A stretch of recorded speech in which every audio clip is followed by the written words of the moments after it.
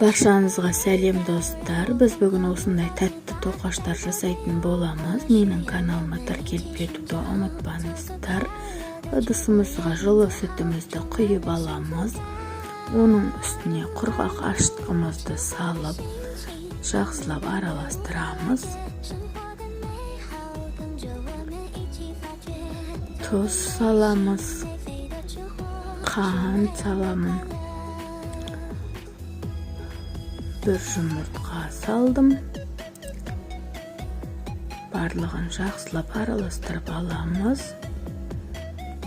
Еріген сары майымызды құйып араластырамыз. Барлығы жылы болуы керек. Енді ұнымызды сала отырып, жұмсақ қамыр егетін боламыз. Мен басында осылай шанышқының көмегімен біріктіріп аламын.